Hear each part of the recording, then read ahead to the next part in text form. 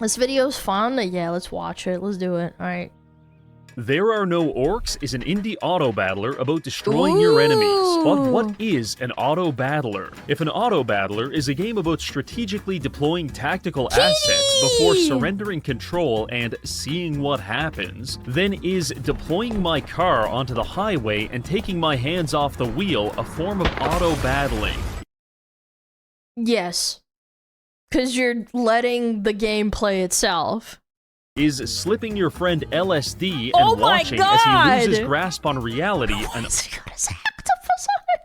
auto-battler. And of course, is the day-to-day struggle against the meaninglessness of our existence some abstract auto-battler raging within our very soul? As with any thought experiment, the answer is that it doesn't matter. True. Literally, Everyone's the only thing die. that matters is developing our economy, deploying our military, and beating the shit out of the people on the other side of the field. And that's exactly what we'll be doing today in There Are No Orcs. By utilizing infinite clown clones. It's a fucking Hina Bobina circus.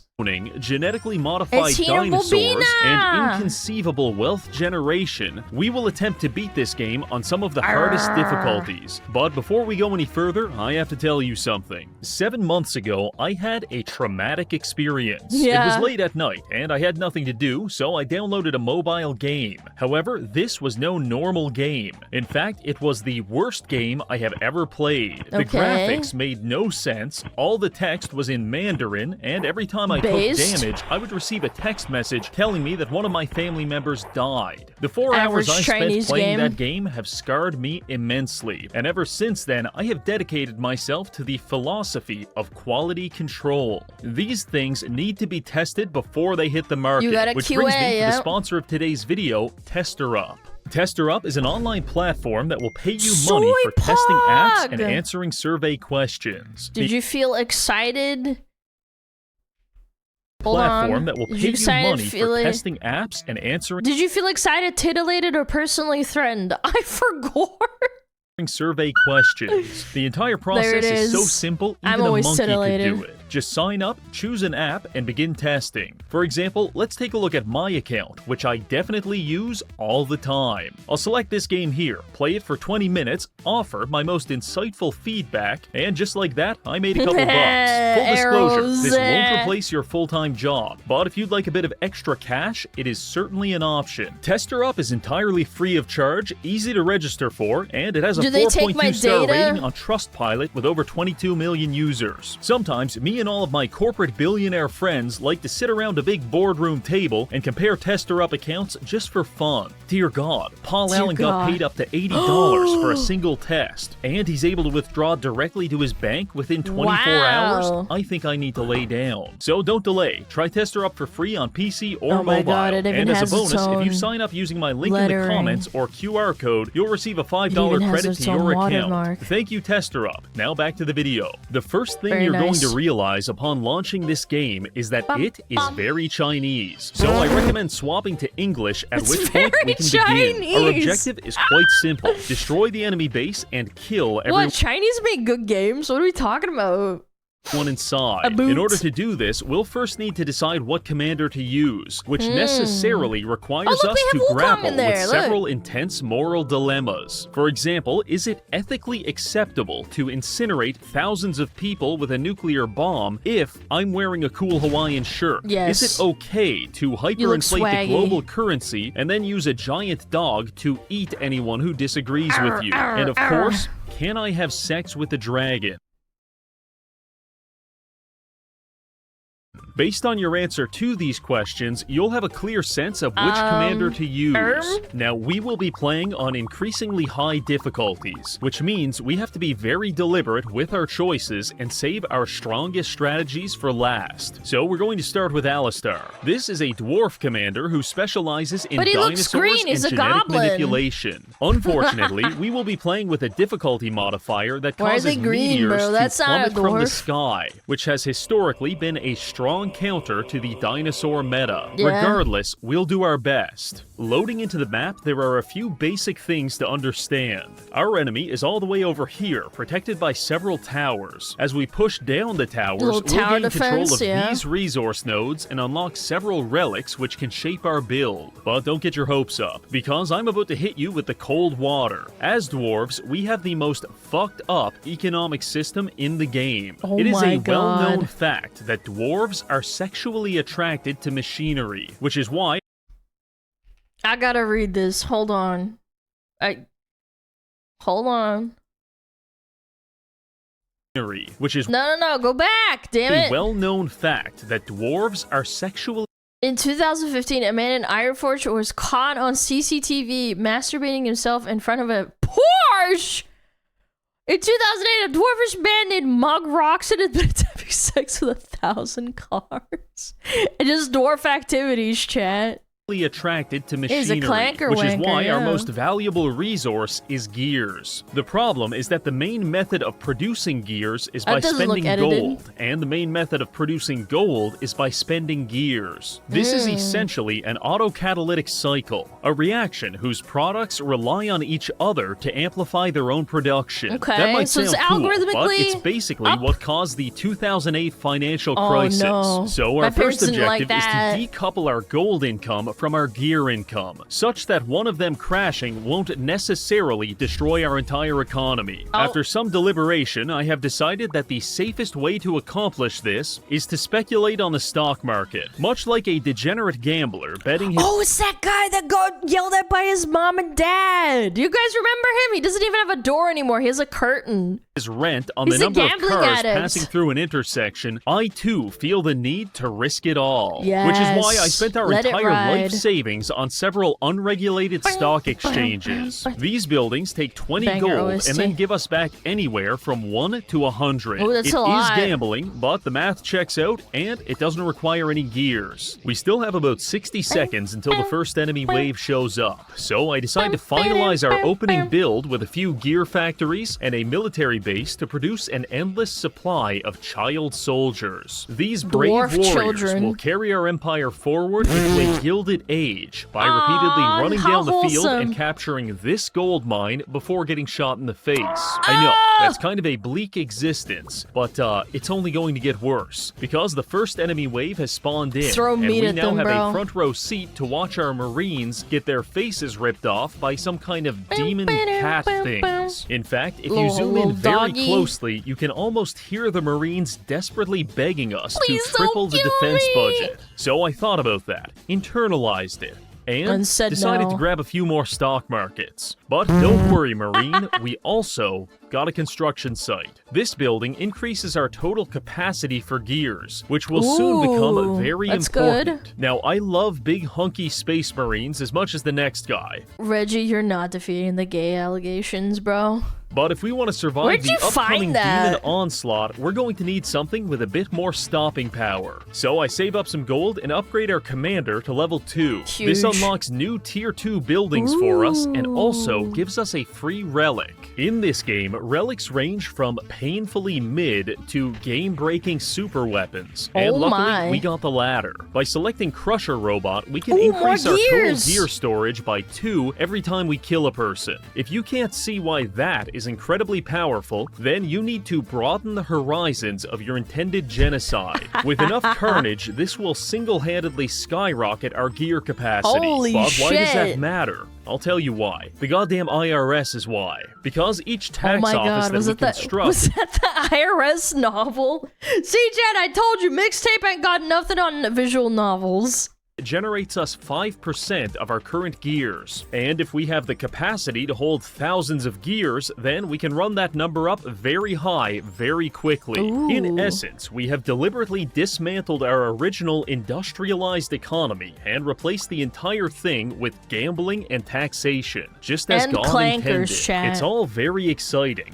But so less exciting is the fact that the enemies are now using fire imps. So it's time for us to respond as if we've never even heard the word proportionality in our entire lives. Enemy army using shitty fire imps? Yeah, I'll just develop a Triceratops breeding facility and platonically crush their balls. Yeah. In response, the enemies start fielding suicide bombers, and we double down with pterodactyls and raptors. The arms race has really truly cute. begun. I will give now, them that. The value in these dinosaurs is that we can spend gears to use our commander's gene editing ability to upgrade them with additional stats. Currently, they only have a few bonuses, but once we get some gear stockpiled, this will get absolutely insane. The dino spam allows us to finally destroy the first 2 towers while upgrading our commander to level 4. This gives us access to a pretty busted relic combo in armor order and pre-order bonus. Here's how it works. Armor order lets us buy these buildings, and each one that we buy permanently gives our units 30% more health. That's But huge. pre-order bonus doubles any effects we get from buying buildings. So you get 60%? We're now able to buff our dinos by 60% at a time, which has quickly turned all of them into late-game tanks. Unfortunately, the enemy has just unlocked Tier 5 demons, Winged Grenadiers and Lemure Summoners. The Grenadiers are just flying dickheads with grenades. Pretty self-explanatory. But the Lemure Summoner is a far more insidious type of malevolence. Much like someone who has 50 children to offset their tax bill,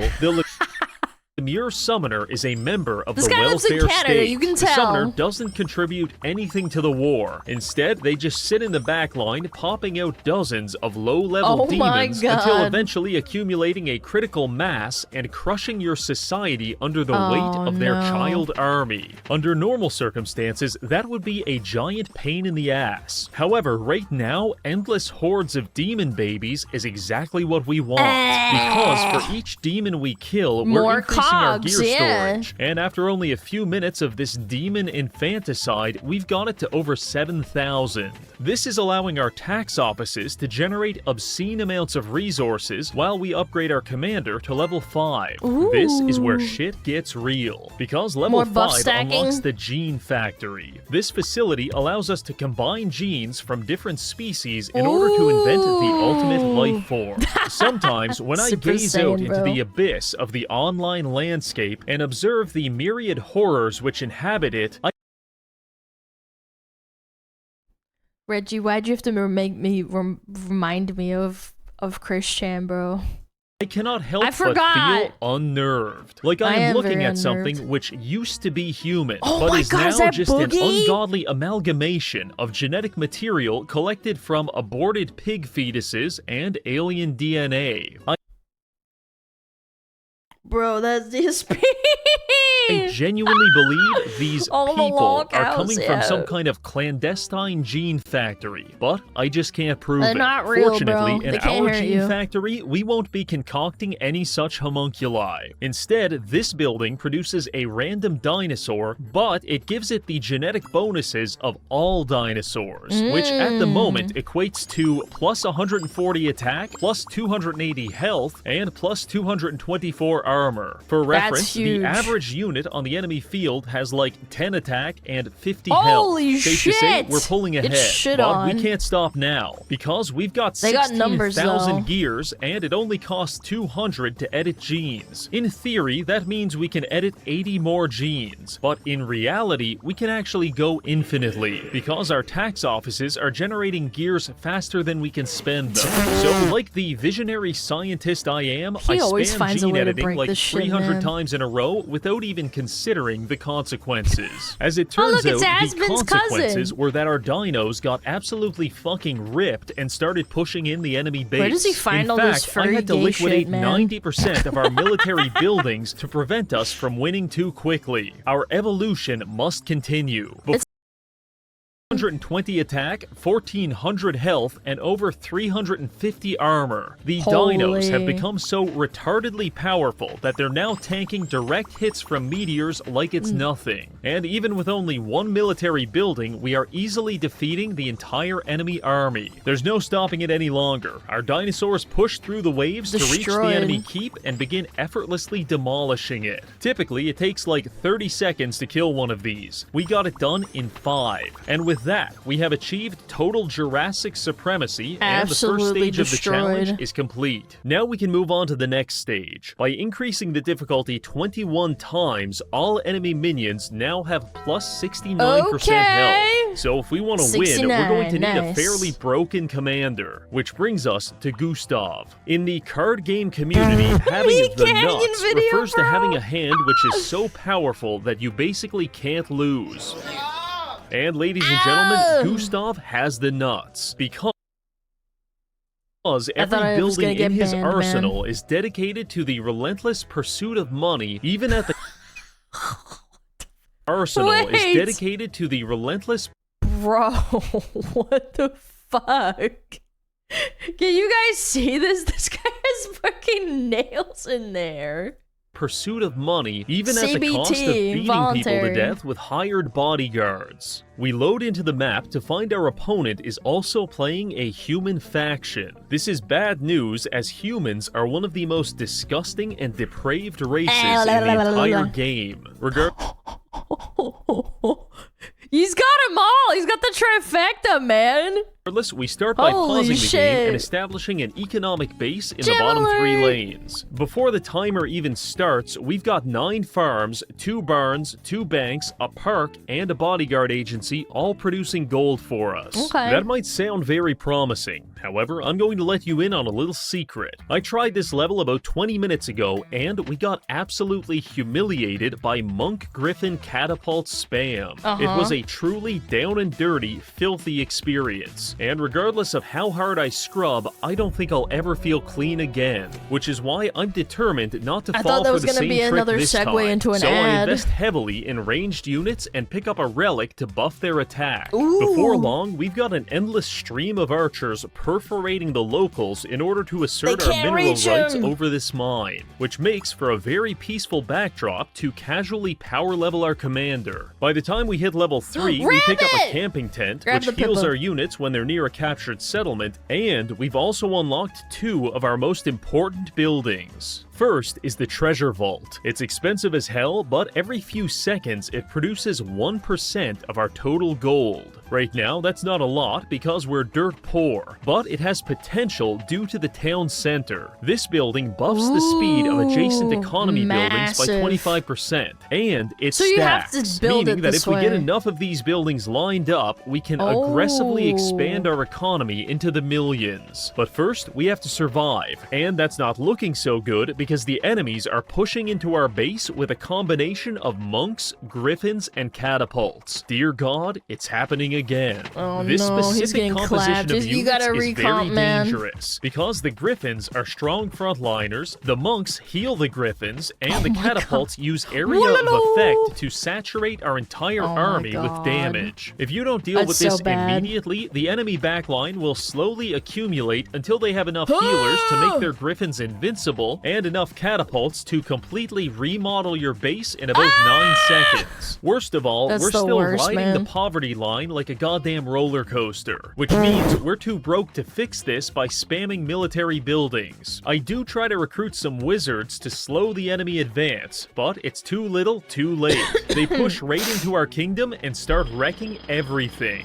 Fortunately, we get exactly 1 second chance at this, because whenever your first building is destroyed, it unleashes a man-eating suitcase to protect you for about 2 minutes. So our luggage sprang into action and massacred 300 people in about 9 seconds. I took this opportunity to ponder on our current situation, and after a brief analysis, I have decided that the easiest way to counter the enemy build is to just copy it ourselves. So I build a few griffin nests, monasteries, and siege factories, along with picking up these sunglasses to deal 400% more damage to flying units. All of that together finally put us at a kind of stalemate between our trading post and the enemy towers. We're not winning, but we are buying ourselves enough time to execute the next phase of the game plan. As we discussed earlier, treasure vaults are excellent economic buildings, and town centers give them a very powerful efficiency bonus. But now that our commander is max level, we have unlocked the brokerage. When placed between two buildings,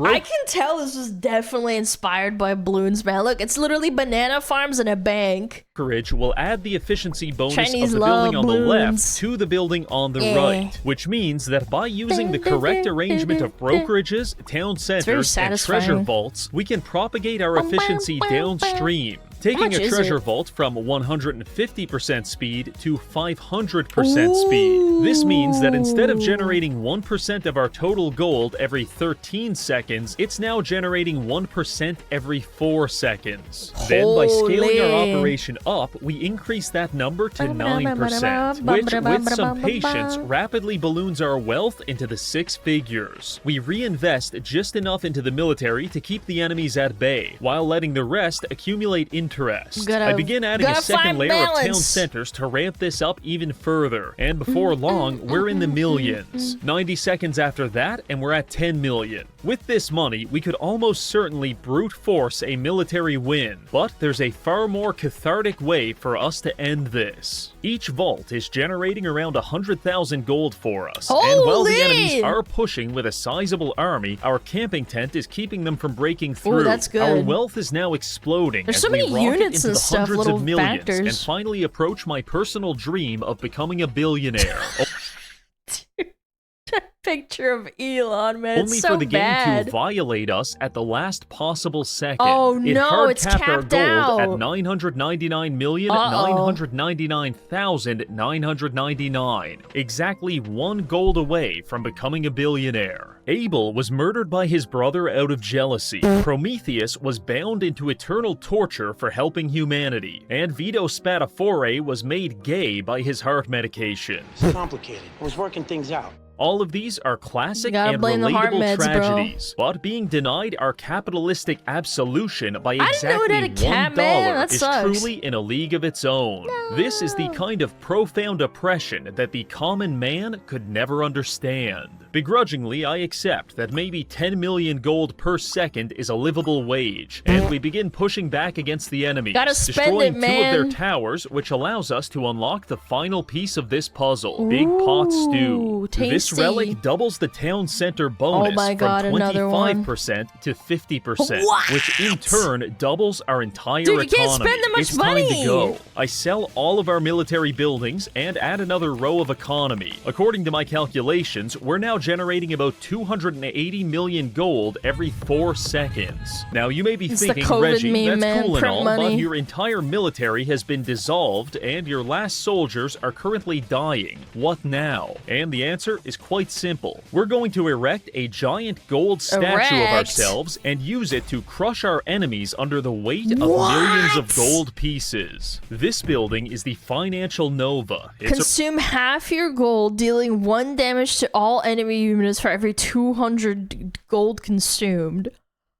It's like a fucking tactical nuke. A real piece of shit, and you basically can't use it unless you're a billionaire, because every 20 seconds it consumes 50% of your entire gold stockpile to create a map-wide nuke. The nuke does 1 damage for every 2 of them, with 2.5 million damage each. Before the Nova even exits the screen, our treasure vaults have already regenerated our wealth, and we're back at 1 billion, meaning that we now have complete and indefinite control over all life on the planet. Unfortunately, the Nova doesn't hit enemy structures, so we build a single cannon factory and a few monasteries. With this, we slowly begin tearing down the enemy base while spawn camping their army relentlessly. Eventually, they've had enough, and their keep is destroyed. Just another soul harvested for corporate America. Now, you may be thinking, Reggie... I mean, that's... What? We gotta put him on the screen. You just You literally are just playing America, though. Resurrected the dinosaurs Throw and money at it. It'll fix the problem, economy. chat. How do you intend on topping that? Bold of you to assume I'm a top at all, but the answer is quite simple. Welcome to the Clown Show. Ooh! Ooh, Hinamobina now! Moving on to this final run, we'll be increasing the difficulty to 46, which buffs the enemy's health by about 140%. Ooh. For this challenge, we're going to be using our most filthy strategy yet, and it's all based around this commander right here. Clown is a demonic jester that focuses on cloning buildings and units. Additionally, we will have to adhere to the demon faction's mechanics, which are similar to that of a live streaming website.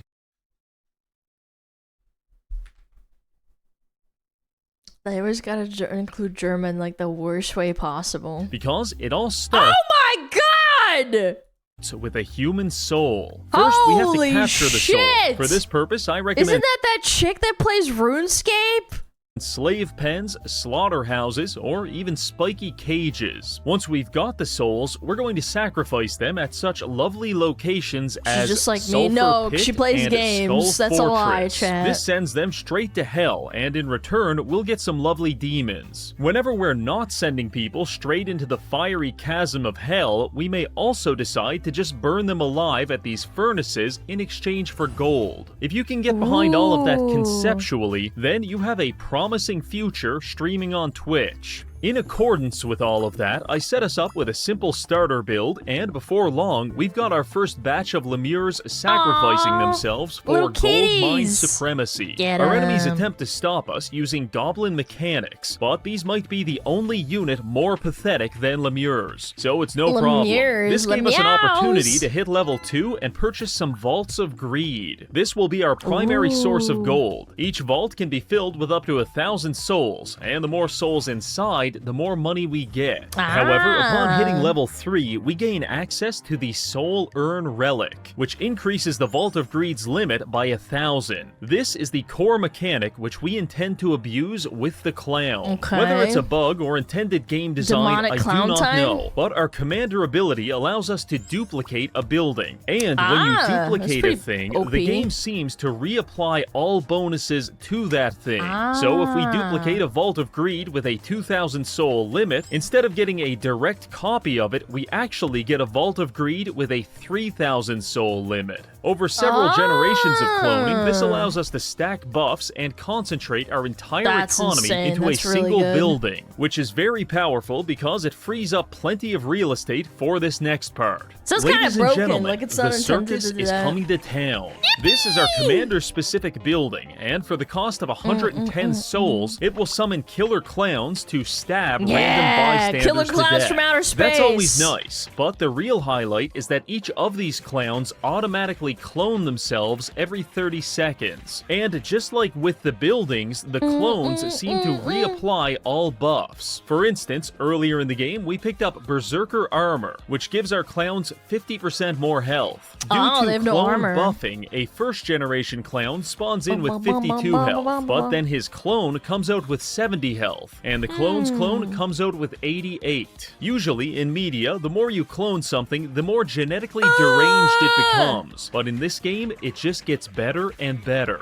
Now, in theory, the idea of an infinitely replicating, infinitely improving army of carnival workers is very strong. But clowns are expensive as hell, and now that our enemies are using spider mines and gyrocopters, we're getting pushed back pretty aggressively. Clowns versus we try to stop them with some succubi and suicide bombers, but it's too little too late. So I surrender myself to the warm embrace of the luggage as it spawns onto the map and rips apart our enemies. While that's going on, I take the opportunity to upgrade us to level 5, because while the clowns are pretty good, we're currently facing an army of attack helicopters and 800-pound double-fisting robots. But what if we weren't? What if instead we were fighting an army of harmless rabbits? Because for my last trick, I decide to purchase several tier 5 magic hats. Each one of these activates to transform 5 random enemies into rabbits. It's impossible to know, but I sincerely hope that the process is painful. But even if it isn't, it's definitely painful when a gang of juggalos runs up to them and stabs them 150 times. Now listen, abusing the magic hat system isn't our end goal here, because while we could use it to win, I do feel kind of bad about using suicide bombers to fight rabbits.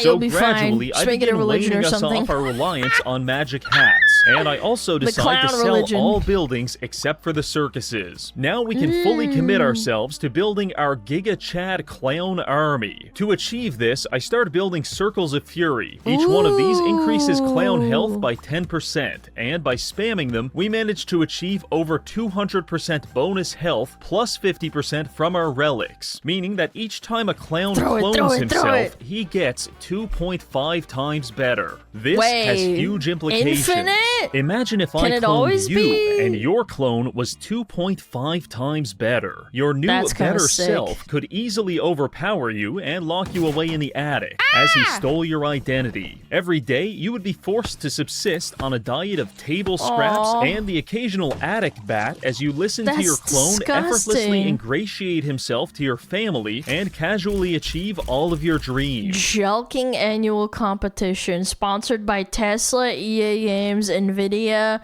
Ubisoft, and McDonald's.